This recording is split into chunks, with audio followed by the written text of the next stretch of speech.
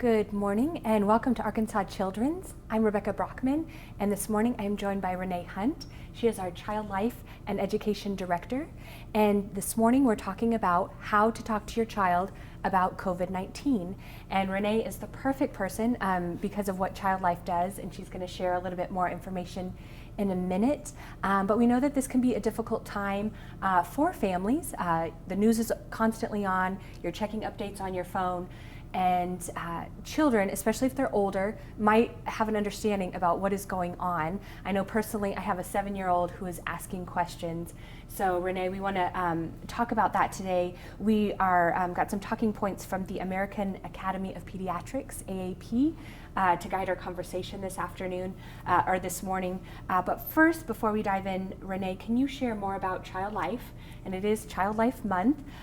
What your team's role here with patients here at Arkansas Children's? Yes, our role, we have several different areas within our department, but collectively we have child life specialists, we have patient activity specialists, we have a music therapist, we have artists, we have teachers as well, because children are here sometimes for weeks, months at a time outside of COVID, and we just really want to keep them educated, but we also want to make sure that we're providing the best possible experience for them, whether that's helping them understand a new diagnosis, whether that's helping them understand what it's like to have diabetes, and helping them prepare for a medical procedure, whether that's a surgical procedure, a dental procedure, an injection. So our job is to really help children cope and manage and deal with hospitalization, but also to reduce their fears and anxieties with hospitalization. That is ideal. So this is what you do on a daily basis outside of COVID-19 outbreak. Yes. So as parents and families are talking to their children, the AAP suggests just simple reassurance, letting them know that doctors are working on this. But what type of tips do you have to offer parents when it comes to reassurance? I think with the younger children, you just want to be able to give them answers, but be very brief in your answers. What you want to do is just answer the question that's being asked, because I think sometimes we tend to go down the road that's really more mature for them, and so really focus on your child's developmental level, because a 5-year-old is going to have a different understanding than a 10-year-old would. A 14-year-old will have a different understanding than a 10-year-old would. So you really want to do it based upon your child's developmental level and really answer the question that they're asking. You don't have to get into many other details other than what they're asking. Be very simple, concise, and brief in your responses to your children. Most importantly, be very honest with them. Okay, I like that. The second tip was give them control. Right now, a lot of kids are outside of school, or they're at home, they're not at school. They have lost that sense of control. They've lost their social control with friends. What can parents do to still give their kids control while at home?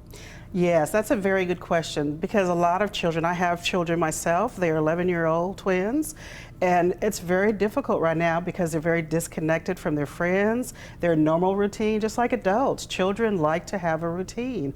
And so even at home with the sense of control, you can maybe offer them, okay, we need to do our homework today, but maybe we could do our homework at between 9 and 10. What time would you like to have your break today? The other things, such as very simple, such as what do you want to eat for lunch? Giving them some sense of control about maybe what they're eating.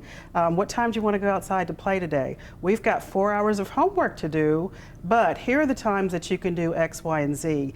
Giving them a little flexibility on what time they can make choices to do those types of things.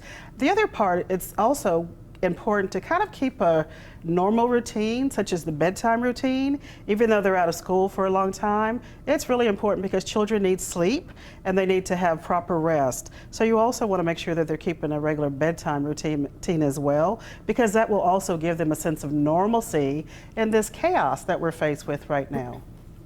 I think that's important, keeping a schedule, because it could be easy to just, let's try to keep the peace and let them do whatever they want, but they need that schedule just like we do.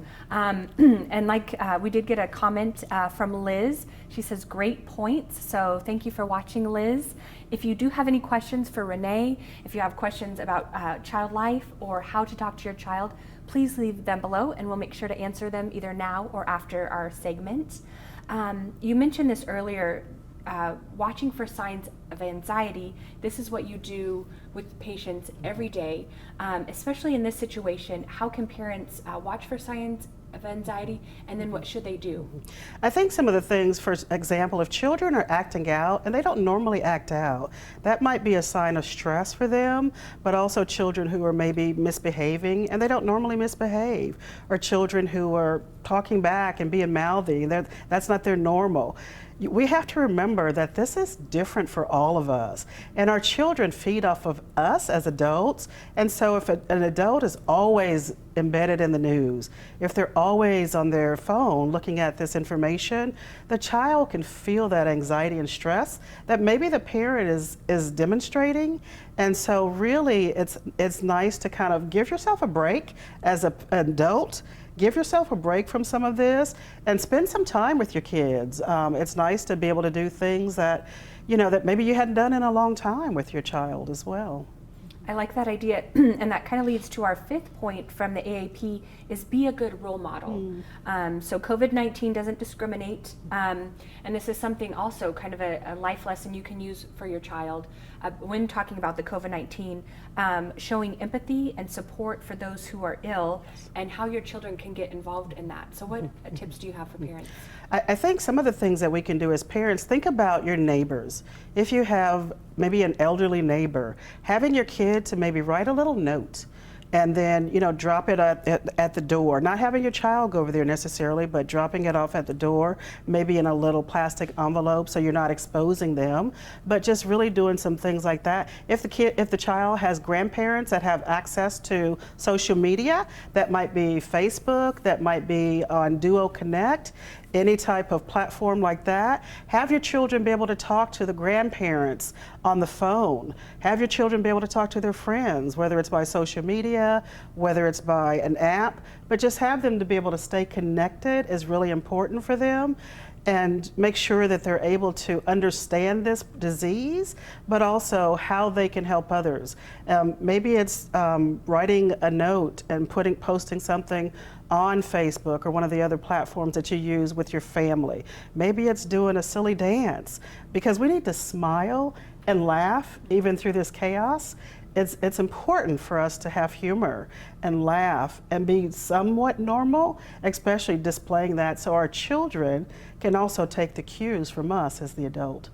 I like that. And speaking of smiling and having some fun, you brought some games with us. Tell us a little bit about these card games and how families could use these at home. There are a lot of different games for different ages, and just this past weekend for my own family, there are some great games that we have had for a couple of years now, and we probably hadn't played them for a long time.